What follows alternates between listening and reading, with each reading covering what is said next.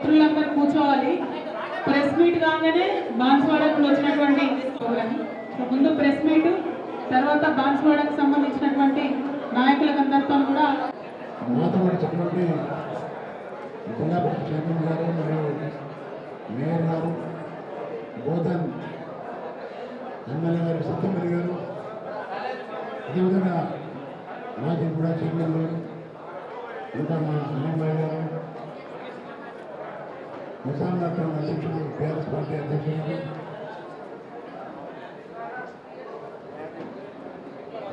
రాజు గారు, అదేవిధంగా వచ్చినటువంటి జిల్లా టీఆర్ఎస్ పార్టీ ఉన్నటువంటి మాజీ జిల్లాధ్యక్షులు, మా డిప్యూటీసీలు, మా సొసైటీ చైర్మన్లు, అదేవిధంగా మాజీ ప్రజాప్రతినిధులు, టీఆర్ఎస్ పార్టీ నాయకులు, అదేవిధంగా బాన్స్వాడకి వచ్చినటువంటి టీఆర్ఎస్ పార్టీ కార్యకర్తలు, నాయకులు, మా ప్రెస్ సోదరులు, ఎలక్ట్రానిక్ మీడియా, ప్రెస్ మీడియా అందరికీ నమస్కారం, ధన్యవాదాలు తెలియజేస్తున్నాను.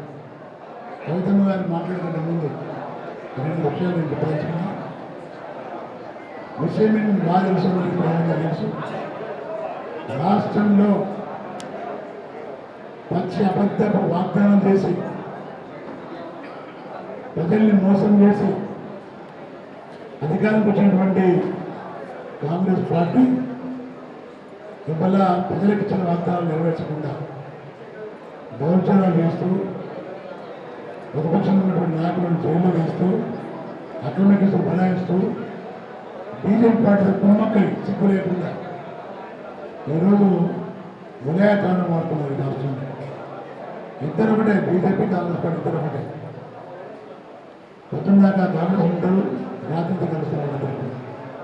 అలాంటి తరుణంలో వాళ్ళ కోపం ఏంటంటే బీఆర్ఎస్ పార్టీ రాష్ట్రం లేకుండా చేస్తే మేమిద్దరు అనుకోవచ్చు, మనం అడ్డగించే నాయకులు లేరు, కేవలం బీజేపీ బీఆర్ఎస్ పార్టీ కేసీఆర్ గారు, కేటీఆర్ గారు, గౌతమ్మ గారు, హరీష్ రావు గారు వీళ్ళు నాకు అడ్డుకుంటున్నారని నేను చేసే అక్రమాలకు ఆ కోపంతో వాళ్ళందరికీ బలాయించి దూరం చేస్తున్నారు. ఒకటి అడుగుతున్నా, ఈ రాష్ట్రంలో ఉన్న ముఖ్యమంత్రి మన నీతి మంత్రి అవినీతి మంత్రి 50 లక్షల రూపాయలతో ఓటుకు దొంగగా అరెస్ట్ అయిన వ్యక్తి ఈ రాష్ట్రం ముఖ్యమంత్రి జరిగింది. మన యొక్క దురదృష్టం రాష్ట్రంలో ప్రజలు కూడా వాళ్ళు ఇచ్చిన వాగ్దానాలు కేసీఆర్ గారి కంటే డబ్బులు ఇస్తారేమని ఆశపడి నమ్మి మోసపోయి ఈరోజు బాధపడుతున్నారు. మరి వల్ల ఏమి చేయనటువంటి వ్యక్తుల మీద, నా గౌతమ గారి మీద ఒక్క చిన్న ఆరోపణ లేదు. అక్రమంగా కేసులు బనాయించి జైల్లో వేసి ఉంచితే భయపడతారు బీఆర్ఎస్ పార్టీ వాళ్ళు అనుకున్నారు.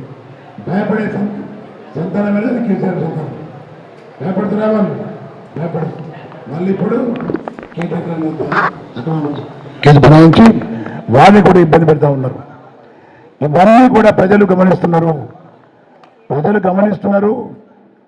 ప్రజలు టైం చూసి వాదలు పెడతారు. వాళ్లకు ఎట్లా ఉన్నారో సిగ్గు లేకుండా గ్రామ స్థాయి నుంచి జిల్లా స్థాయి నుంచి రాష్ట్ర స్థాయి వరకు ఎవరు కాంగ్రెస్ పార్టీ చేసే పొరపాట్లను ఎత్తి చూపిస్తే వాళ్ళ కొట్టడము, తిట్టడము, పోలీసు కేసులు బనాయించడము, ఇబ్బందులు చాలా పెడతారు. ఏదేమైనా మన నిజామాబాద్ జిల్లాలో గతం గారు వచ్చిన తర్వాత ఒక మంచి ధైర్యం వచ్చిన ప్రజలలో, కార్యకర్తలలో. చాలామంది నిన్న నిజామాబాద్ జిల్లాలో ఉన్న పలు ప్రాంతాల నుంచి పెద్ద ఎత్తున వారి సభకు వచ్చి మరి ఘనంగా ఆ సభను సక్సెస్ చేసినందుకు ప్రతి ఒక్కరికి ధన్యవాదాలు తెలియజేస్తున్నాం. ఇప్పుడు మా జిల్లా పరిషత్ చైర్మన్ గారు కూడా, మాజీ చైర్మన్ గారు 2 మాటలు మాట్లాడతారు. అక్రమ జైలు జీవితం అనుభవించి కడిగిన ముత్యంలాగా తిరిగి వచ్చిన మన local bodies MLC Kalvakuntla Kavitha గారికి, మాజీ ఎమ్మెల్యే పెద్దలు బాజిరెడ్డి గోవర్ధన్ గారికి, నగర మేయర్ సోదరుమణి నీతు కిరణ్ గారికి, Bodhan constituency in charge Ayesha madam గారికి, మాజీ నూడా చైర్మన్ ప్రభాకర్ రెడ్డి గారికి, టౌన్ ప్రెసిడెంట్ శిల్పరాజు గారికి, అలీంబాయి గారికి, సత్యప్రకాష్ గారికి, చాలామంది ఫహీంబాయి గారికి, మా గౌరవ జడ్పీటీసీలకి, ఎంపీపీలకి, మాజీ సర్పంచులు, ప్రెస్ అండ్ మీడియా సోదరులు, కార్పొరేటర్లకి, ప్రెస్ అండ్ మీడియా సోదరులందరికీ సందర్భంగా శుభాభినందనాలు, శుభాకాంక్షలు. రేపే ఎల్లుండి కొత్త సంవత్సర శుభాకాంక్షలు తెలియజేస్తూ ఉన్నాం. మరి పెద్దలు చాలా చెప్పారు. రేవంత్ రెడ్డి గురించి చెప్తే అసలు అన్ని అబద్ధాలు చెప్పి మరి రాజ్యాధికారంకి వచ్చిండు. దాంట్లో ఒక్కటి నిజం లేదు. ఒక డిక్టేటర్ లాగా, ఒక మోసగాడిలాగా ప్రతి ఒక్క దాంట్లో మోసమే. నీ ఏ వర్గం తీసుకున్నా ఇలా చూస్తూ ఉన్నాం. ప్రతి ఒక్క వర్గం వారు ప్రతి ఒక్కళ్ళు రోడ్డు మీదకి ఎక్కారు ఈరోజు. విద్యార్థులు అయితేంది, యువత అయితేనేంది, మహిళలు అయితేనేంది, రైతన్నలు అయితేనేంది, ఉద్యోగస్తులు చేసి ఉద్యోగస్తులు కూడా ఈరోజు రోడ్ల మీదకి ఎక్కారు చాలామంది. కాబట్టి ఈ పరిపాలన ఎవరికి నచ్చదు. మరి అక్రమంగా కేసులు పెట్టి నాణ్యంకు బొమ్మ బరుస లెక్క అటు బీజేపీ ఇటు కాంగ్రెస్ నాటకాలు ఆడి అక్రమంగా మనం ఏదైతే నీతి నిజాయితీగా ప్రజల్లో చొచ్చుకపోయి ప్రజల కోసం మనం పనిచేస్తూ ఉన్నామో మన మీద అక్రమంగా, మన కవితమ్మ మీద కూడా అక్రమ కేసు పెడితే కడిగిన ముత్యంలాగా బయటకు వచ్చింది. మళ్ళీ ఈరోజు మన party state working president KTR మీద కూడా అక్రమ కేసులు బనాయిస్తూ ఉన్నారు. మేము దీనికి తలొగ్గేది లేదు, మా బ్లడ్లోనే లేదు. 14 సంవత్సరాలు ఉద్యమం చేసి కేసీఆర్ చచ్చుడో తెలంగాణ అచ్చుడో నినాదంతో తెలంగాణ సాధించిన వ్యక్తులం. మాకు ధైర్యం ఉంది, దమ్ముంది, అన్నీ ఉండి ఈ కల్లబల్లి దానికి భయపడేది లేదని సందర్భంగా తెలియజేస్తూ, మరి కవితమ్మ గారికి కూడా నేను కోరేది ఒక్కటే, మీరు రండి, జిల్లాకు రండి. మీ జిల్లా, ఈ జిల్లా కానీ కామారెడ్డి జిల్లా కానీ మేమంతా మీకు వెనుక సైన్యంలాగా ఉన్నాం. దేనికి భయపడే వ్యక్తులం కాదని సందర్భంగా తెలియజేస్తూ ముగిస్తున్నా. జై తెలంగాణ, జై కేసీఆర్. ముఖ్యంగా ఇక్కడ ఎందుకు పెట్టినా అంటే కవిత మేడం మళ్ళా నిజామాబాద్ అడ్డాలో నిజామాబాద్ గడ్డలో అడ్డా ఉంది. ఇక్కడ ఎప్పుడైనా ఉంటుంది. మనం అందరూ కవిత అక్క తోటి కలిసి మెలిసి హ్యాపీగా ఉంటారు. ఇంకా కవిత అక్కకి నిన్న మీరు అందరూ మంచిగా వెల్కమ్ చేసిన దాని అందరికీ మళ్ళీ ఒకసారి థ్యాంక్ యూ చెప్తున్నా. ఇంకా ఏంటంటే कांग्रेस प्रभुत्व, मैं अभी उर्दू में बोलूँगी, तेलुगु में कल भी बोल चुकी, अभी भी बोलिए, अब उर्दू में बोलूँगी थोड़ा सा. मेरे भाई बहनों को सबको सलाम. और मैं आप सबको यही बताना चाहती हूँ कि हर छोटे बड़े चीज़ों पे केस किया जा रहा है, हर किसी पे किया जा रहा है. चाहे वो अक्का रहने दीजिए, चाहे वो रामन्ना रहने दीजिए, चाहे वो शकील अन्ना आपके रहने दीजिए, चाहे वो मेरा बेटा रहने दीजिए, चाहे छोटे हमारे सब कार्यकर्ता रहने दीजिए, हर किसी पे किसी न किसी बहाने पे केस किया जा रहा है. यानी कि ये एक्चुअली देखा गया तो यहाँ पर हम लोग ने एक मीम बनाया था, అప్పుడు ఎప్పుడో ఉంది తెలంగాణ, ఇప్పుడు ఎట్లా ఉంది తెలంగాణ. అది నిజంగా 9 years ముందు ఎట్లా ఉంది తెలంగాణ, ఇప్పుడు ఎట్లా అయిపోయింది 1 yearలో తెలంగాణ. మీరు అందరూ చూడండి कैसा हो गया तेलंगाना. 9 साल में नई गवर्नमेंट हो के हमारी गवर्नमेंट तेलंगाना को इतना डेवलप करी थी, उसी एक ही साल में तेलंगाना को 9 साल वापस लेकर चले गया है ये सीएम यानी कि हमारा रेवंत रेड्डी. कोई वहाँ से रेवंत रेड्डी बोल रहे हैं, मैं नहीं, पब्लिक बोल रहे हैं. कोई रेवंत रेड्डी का नाम रेवंत रेड्डी रखा गया है क्योंकि हर किसी पे केस करना, हर किसी पे ज़बरदस्ती का जुल्म करना. कांग्रेस गवर्नमेंट में शुरू से बोल रही हूँ, गुंडा राज है, गुंडा राज रहेगा. इसमें सिर्फ 420 हामी के बातें हुए हैं, काम कुछ नहीं हुआ है. एक ही काम बस का हुआ है, जहाँ पर 100 औरतें हैं तो एक बस दे के औरतों को भी लड़ा गया है. ऑटो वालों को परेशान किया गया है. यानी कि आप घर घर में हमारे केसीआर साहब जब थे, घर घर में पानी, घर घर में लाइट। अभी देख रहे हैं आप कैसा मारपू मारपू मारपू, क्या मारपू है, लाइट चले जा रही, नल नहीं आ रहा। बच्चों का एजुकेशन की देख लीजिए आप, बच्चे खाना सही नहीं रहे के स्कूल में, स्पेशली हमारे मिनॉरिटी बच्चे और बच्चों के लिए जो स्कूल्स खोला गया था ताकि हमारे बच्चे पढ़ लिख कर आगे बढ़े और कुछ बने, ना कि घर के काम में रह जाए। वो बच्चों के लिए भी इतनी मेहनत से हमारे केसीआर साहब मिनॉरिटी स्कूल खोले थे, वहाँ पर भी खाना बच्चों को सही नहीं मिला जा रहा है। यानी कि स्कूल में एजुकेशन फ्री था, न्यूट्रिशन किट था, केसीआर साहब के नाम से नहीं तो नहीं दे रहे तो आप अपनी गवर्नमेंट के नाम से दे दो न्यूट्रिशन किट। यानी कि एक माँ अपना बच्चा पैदा होने से पहले जिस तरह सोचती है, केसीआर साहब तेलंगाना लाने से पहले उसी तरह एक माँ के जैसा सोच के तेलंगाना लेकर आए। इस तेलंगाना को लेकर आए बाद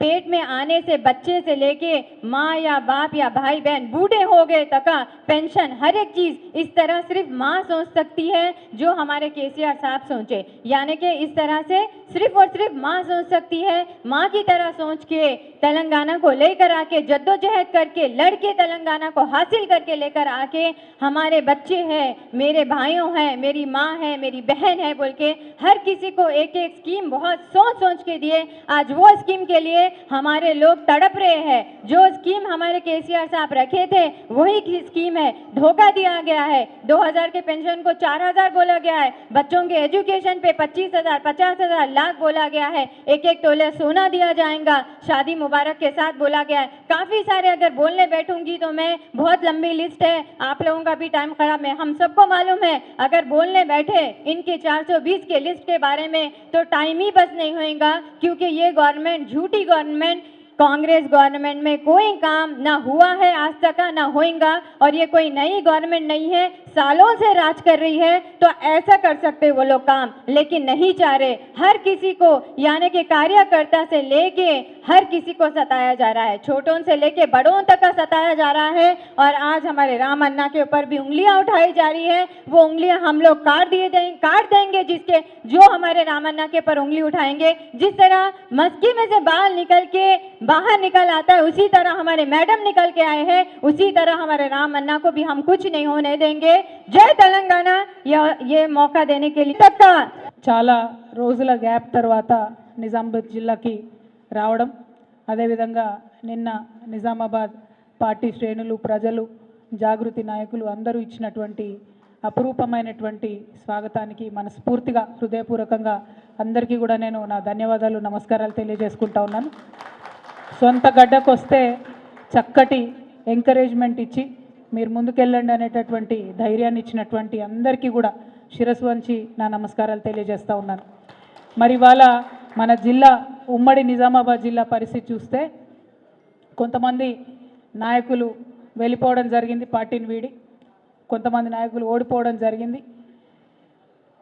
కానీ ప్రజలు ఇవాళ సంవత్సర కాలం లోపలనే మరి ఎందుకు చేస్తాంరా ఇట్లా అనేటటువంటి ఆలోచన ప్రజల్లో ఉన్నది.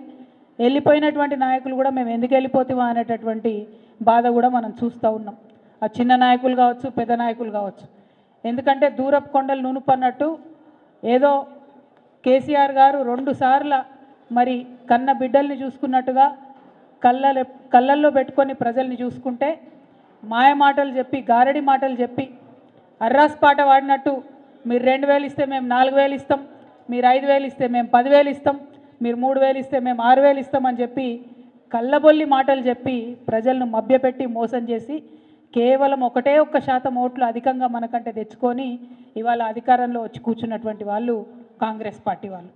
మరి పోనీ అధికారంలోకి వచ్చి ఏమైనా మంచి పనులు చేస్తున్నారా? ఒకసారి మన జిల్లా పరిస్థితి ఆలోచన చేయండి. ఎట్లా అయిపోయింది మన జిల్లా పరిస్థితి? నిజామాబాద్ జిల్లా ఇవాళ ఒక అనాథలాగా మారిపోయింది. సంవత్సరం అయితే జిల్లాకు ఒక మంత్రి కూడా లేరు.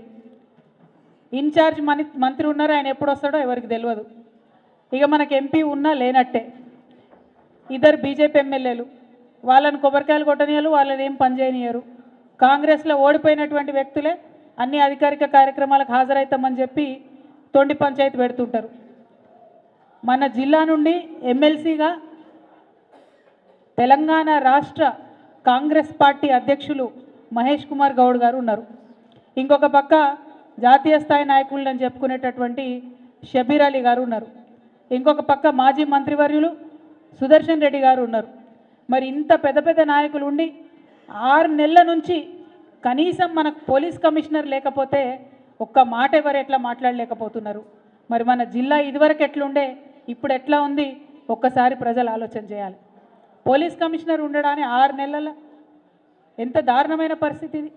ఈ సంవత్సర కాలంలో ఒక్క రూపాయి ఊర్లలోకి రాలేదు, ఒక్క రూపాయి మున్సిపాలిటీలకు రాలేదు, ఒక్క కొత్త అభివృద్ధి కార్యక్రమం జరగలేదు, ఎక్కడ ఒక చిన్న రోడ్ వేయలేదు, ఒక తట్టెడు మట్టెత్తిపోయలేదు ఎక్కడ. ఎంత దారుణం అంటే కేసీఆర్ గారు మేడిగడ్డ నుండి ఎస్ఆర్ఎస్పీలో ప్రతిసారి మనకు మంచినీళ్ళు నింపి మన నిజామాబాద్ జిల్లా సుభిక్షంగా ఉండాలని లక్షలాది ఎకరాలకు వారు నీళ్ళు ఇచ్చారు.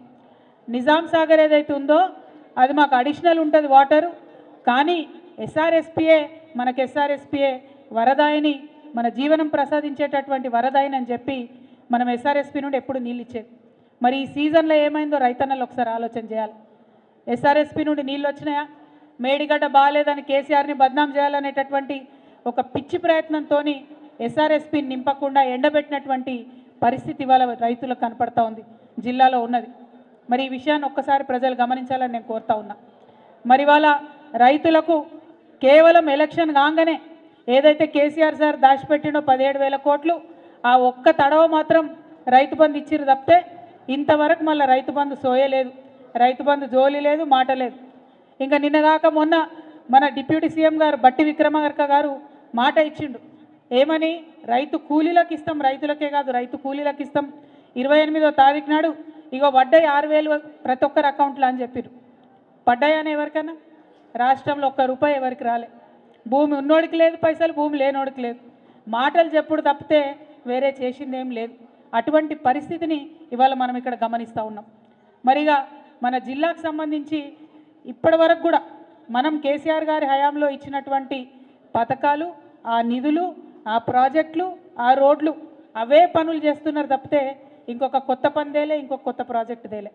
తెచ్చుకునేటటువంటి ఆలోచన మరి ఇక్కడ ఉన్నటువంటి గెలిచినటువంటి ఎమ్మెల్యేలకు కూడా ఉన్నట్టుగా కనబడతలేదు.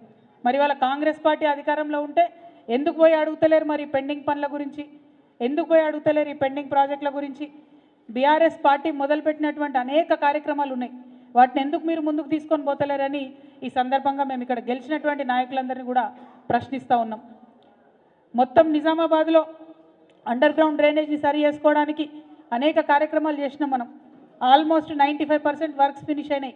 మరి దాని జోలేంటిది, దాని పరిస్థితి ఏంటిదంటే చెప్పేటోళ్ళు లేరు, అడిగేటోళ్ళు లేరు. ఎందుకంటే ఇక్కడ కాంగ్రెస్ పార్టీలో ఓడిపోయిన షబీర్ అలీ గారు మన జిల్లాకు రాడు, ఆయనకు మనతో పట్టు లేదు, మన పట్టణం మీద ఆలోచన లేదు. ఇక్కడ గెలిచినటువంటి బీజేపీ నాయకుడు మరి ఆయన ఎప్పుడు అడిగినరో ఎవరిని అడిగినరో అన్నటువంటి విషయం ప్రజలకైతే ఇంతవరకు అర్థమవుతలేదు. మరి అటువంటి పరిస్థితుల్లో జిల్లా ఉన్నది. ఇవాళ జిల్లాకు ఒక కమిషనర్ లేకపోతే క్రైమ్ రేట్ ఆల్మోస్ట్ 10% పెరిగింది. ఇవాళ ఎంత దారుణం అంటే తెలంగాణ మొత్తంలో ప్రతి 3 గంటలకు ఒక అత్యాచారం జరుగుతున్నది మహిళల మీద, ప్రతి 5 గంటలకు ఒక మహిళ కిడ్నాప్ అవుతుంది ఇవాళ తెలంగాణలో. వరకట్నపు చావులు, వేధింపులు లెక్కలేనన్ని పరిస్థితులు జరుగుతూ ఉన్నాయి.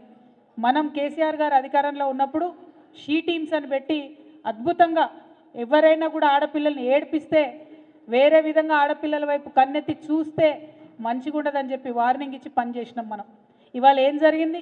సంవత్సర కాలంలో పోలీసులు కాంగ్రెస్ నాయకుల చుట్టూ తిరగడం తప్పితే, కాంగ్రెస్ నాయకులు చేసే అక్రమాలకు అండగా నిలవడం తప్పితే మరి వారిని ఏమి చేయనీయకుండా ఈ నాయకులు పనిచేస్తూ ఉన్నటువంటి సందర్భం చూస్తున్నాం.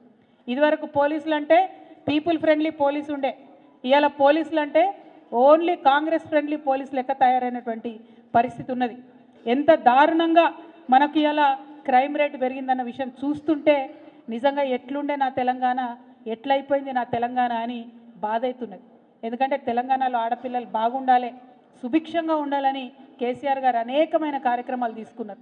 ఇవాళ ఆ కార్యక్రమాలకు అన్నిటికీ తూట్లు పొడిచి కనీస భద్రత ఆడపిల్లలకు లేకుండా ఈ సీఎం చేయడం అన్నది నిజంగా దారుణం. మేము సీఎం రేవంత్ రెడ్డి గారిని ప్రశ్నిస్తూ ఉన్నాం, ఆడపిల్లల భద్రత విషయంలో మీరు ప్రత్యేక సమీక్ష పెట్టండి. ఇది వాస్తవమేనా? మొన్న మీ డీజీపీ గారు ఇచ్చినటువంటి లెక్కలే మేము చెప్తా ఉన్నాం. డీజీపీ గారు ఏం చెప్పిండ్రు? ఈ రాష్ట్రంలో 9.87% కేసులు పెరిగినాయి. మొత్తం ఈ ఏడాదిలో 2,34,158 కేసులు నమోదైనాయి. అందులో దాదాపుగా 3,000 అంటే 2,945 అత్యాచారాల కేసులు, అట్లానే మొత్తం మహిళలపై దాడులు, వేధింపులు ఇవన్నీ కలుపుకుంటే 19,922 కేసులు అయినాయి మహిళల మీద. అంటే ఎంత భయంకరమైన పరిస్థితి ఉందో ఒక్కసారి మనం ఆలోచించుకోవాలి. ఇలా లేనిది లేదు, అత్యంత దారుణంగా ఉన్నటువంటి పరిస్థితి. ఇంకా ఘోరం ఏంటంటే ఆనాడు మనం కేసులైతే వాళ్ళకి శిక్ష పడేలాగా చూసేది. ఇవాళ శిక్ష రేటు కూడా, కన్విక్షన్ రేటు కూడా చాలా తగ్గిపోయినటువంటి పరిస్థితి. ఒక పక్క నేరాలు పెరిగినాయి, ఇంకొక పక్క కన్విక్షన్ రేటు తగ్గిపోయింది. మరి ఈ విషయాల్ని గౌరవ ముఖ్యమంత్రి గారు చాలా సీరియస్గా తీసుకొని మహిళా భద్రత విషయంలో ఈ రాష్ట్రంలో తప్పకుండా సమీక్ష జరపాలని చెప్పి మేము డిమాండ్ చేస్తూ ఉన్నాం. మనం బీఆర్ఎస్ పార్టీ అధికారంలో ఉన్నప్పుడు గత ఏడాది 39,371 మందికి శిక్షలు పడేలాగా చేస్తే ఈసారి 28,000 మందికి మాత్రమే శిక్ష పడ్డది. అంటే పెరిగినటువంటి క్రైమ్ రేట్ కాకుండా అత్యంత తక్కువగా ఈ కన్విక్షన్ రేట్ ఉండడం అనేది మరి పోలీసులు పటిష్టంగా కేసుల నిర్మాణం చేస్తలేరు అనడానికి డైరెక్ట్ ఉదాహరణ. కాబట్టి నేను గౌరవ ముఖ్యమంత్రి గారిని నిజామాబాద్ జిల్లా నుండి మా ఆడబిడ్డల తరఫున రిక్వెస్ట్ చేస్తూ ఉన్నాను, మహిళా భద్రత మీద తప్పకుండా ముఖ్యమంత్రి గారు సమీక్ష చేయాలి, ఈ రాష్ట్రంలోని మహిళలకు ఒక కాన్ఫిడెన్స్ ఇవ్వాలని చెప్పి నేను కోరుతూ ఉన్నాను. అదేవిధంగా మరి వాళ్ళ నాయకుడు రాహుల్ గాంధీ గారు రాజ్యాంగము ప్రజాస్వామ్యం అని చెప్పి పొద్దున్న లేస్తే ఒక కాన్స్టిట్యూషన్ కాపీ పట్టుకొని తిరుగుతూ ఉంటాడు ఆయన. కానీ ఇక్కడ ఈ ముఖ్యమంత్రి గారు మరి అదే రాజ్యాంగానికి, అదే ప్రజాస్వామ్యానికి తూట్లు పొడిచే విధంగా వ్యవహరిస్తున్నటువంటి తీరుని రాహుల్ గాంధీ గారు గమనించాలి. అది ఏదన్నా కావచ్చు, ఉల్టా పుల్టా కేసులు పెట్టుడు కావచ్చు, తెలంగాణ ప్రజలకు, ప్రజల మనోభావాలకు వ్యతిరేకంగా తెలంగాణ తల్లి విగ్రహం మార్చడం కావచ్చు, జిల్లాలను పట్టించుకోకపోవడం కావచ్చు, అనేక రకమైనటువంటి కార్యక్రమాలు ఇవాళ ప్రజాస్వామ్యాన్ని పక్కదోవ పట్టించేటి జరుగుతున్నాయి. ఎన్నడూ లేదు కేసీఆర్ గారి పాలనలో 2 పెద్ద పెద్ద ఎన్కౌంటర్లు ఇవాళ ఇక్కడ జరిగినాయి. మరి అటువంటి పరిస్థితిని కూడా మన రాష్ట్రంలో చూస్తున్నాం. ఆ ఎన్కౌంటర్ల మీద కూడా మాట్లాడేటటువంటి ఆలోచన ఈ ప్రభుత్వం చేస్తలేదు. మన రాష్ట్రంలో తుపాకీ మోతలు ఉండొద్దు అనేటటువంటి విధంగా పరిపాలన చేసినటువంటి వ్యక్తి కేసీఆర్ గారు. కానీ ఆ శాంతి భద్రతలన్నింటినీ కూడా భంగం చేసినటువంటి వ్యక్తి ఇవాళ రేవంత్ రెడ్డి గారు అని చెప్పి నేను చాలా బాధాకరంగా మన ప్రజలకు తెలియజేస్తూ ఉన్నాను. మరి ఇవాళ ఇక్కడ మన జిల్లా నుంచే బాల్కొండలో ఇదివరకు పోటీ చేసినటువంటి అభ్యర్థి అనిల్ గారు మన ఇసుక దానికి చైర్మన్ అయినరు, టీఎస్ఎండిసికి. మరి ఆయన ఇసుకకు చైర్మన్ అయినా కూడా, ఇసుకను నియంత్రించేటటువంటి పదవిలో ఉన్నా కూడా ఇదే మన బాల్కొండలో పెద్దవాగు దగ్గర, కప్పల వాగు దగ్గర ఇష్టానుసారంగా ఇసుక దోపిడీ జరుగుతుంది. ఇంకా విచిత్రం ఏంటంటే పోలీస్ స్టేషన్ ముందుకెళ్ళే బండ్లు పోతున్నా కూడా పోలీసులు పట్టుకున్నటువంటి పరిస్థితి. మన హయాంలో ఇసుకకు సంబంధించి ప్రభుత్వం నుండి పాలసీ చేసి ప్రజలకు తక్కువ ధరకు ఇసుక దొరికే విధంగా చాలా పర్ఫెక్ట్గా వాగులు దెబ్బతినకుండా ఇసుకను మనం నియంత్రించినటువంటి పరిస్థితి, మైనింగ్ ఆదాయం పెంచినటువంటి పరిస్థితి. ఇవాళ మైనింగ్ ఆదాయం 0 అయింది, కాంగ్రెస్ నాయకుల ఆదాయం మాత్రం చాలా పెరిగిపోయింది. ఈ విషయం మీద కూడా మనందరం పోరాటం చేయాల్సినటువంటి అవసరం ఉంది. మీడియా మిత్రులు నేను ప్రత్యేకించి కోరుతా ఉన్నా, మన జలవనరులు దెబ్బతినేటటువంటి ఇసుక దోపిడీని అడ్డుకునే విధంగా మనందరం కూడా ప్రయత్నం చేద్దాం. ప్రతిపక్షంగా మా పక్షాన మీడియా నిలవాలని కూడా ఈ సందర్భంగా నేను కోరుతా ఉన్నాను. ఒక పక్క ఇసుక అయితే ఇంకొక పక్క గుట్కా, ఇబ్బడి మొబ్బడిగా అతి దారుణంగా మరి ఈ గుట్కా దందా కూడా చేట్రేగిపోతూ ఉంది మన జిల్లాలో. ఈ పేట్రేగిపోతున్నటువంటి గుట్కా దందాను కూడా నియంత్రించాల్సిందిగా నేను పోలీసు వాళ్ళని కోరుతా ఉన్నా. మరి జిల్లాకు పోలీస్ బాస్ లేకపోతే, టోపీ లేకపోతే, లాఠీ లేకపోతే భయం అనేది ఉండదు.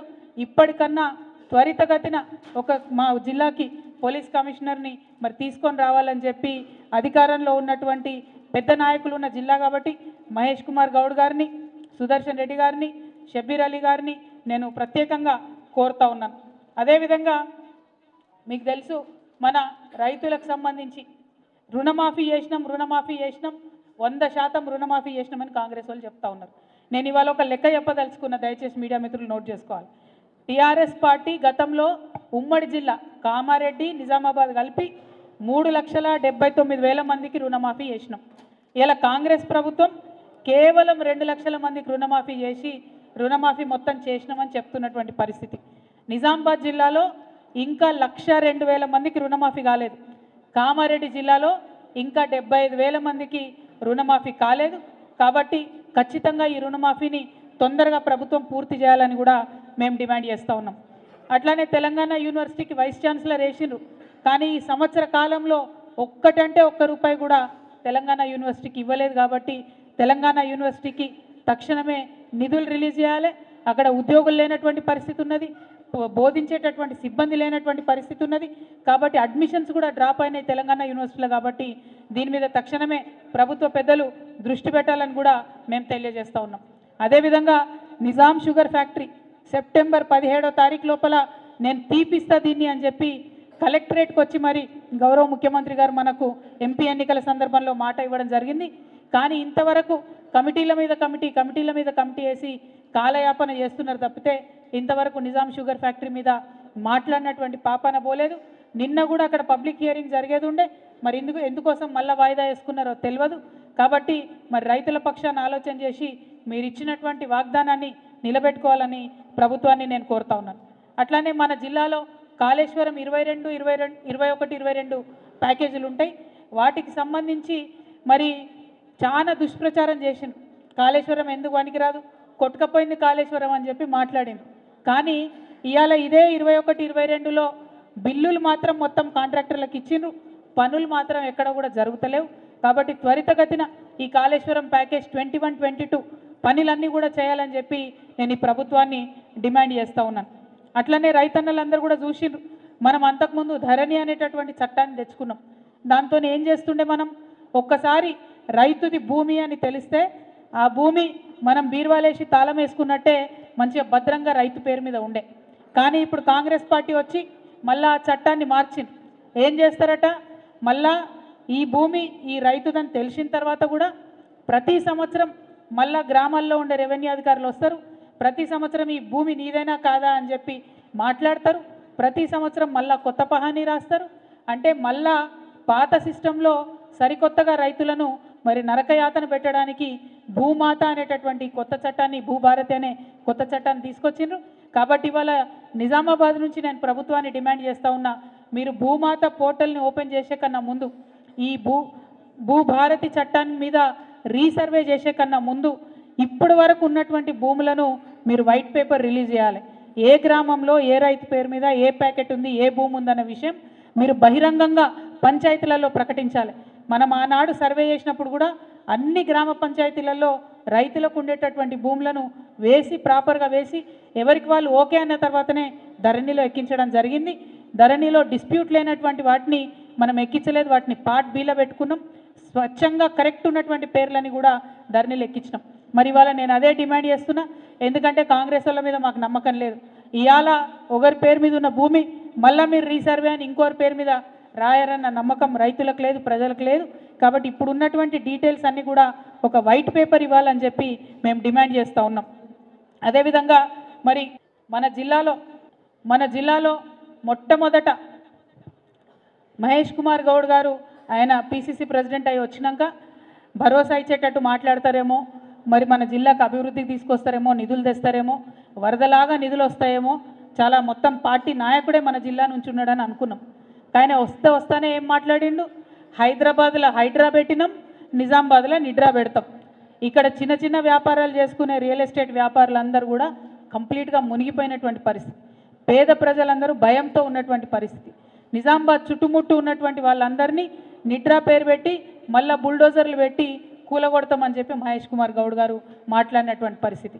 నేను ఇవాళ మహేష్ కుమార్ అన్నను ఒకటే రిక్వెస్ట్ చేస్తా ఉన్నా, అన్న మనం నిజామాబాద్ వాళ్ళం, మీరు మంచి పెద్ద పదవిలో ఉన్నారు, కాంగ్రెస్ పార్టీలో అత్యున్నతమైనటువంటి పదవిలో ఉన్నారు. కాబట్టి మీరు మన జిల్లాకు నిధులు తీసుకురండి, మన జిల్లా శాంతి భద్రతలను కాపాడే విధంగా తొందరగా పోలీస్ కమిషనర్ని తీసుకురండి.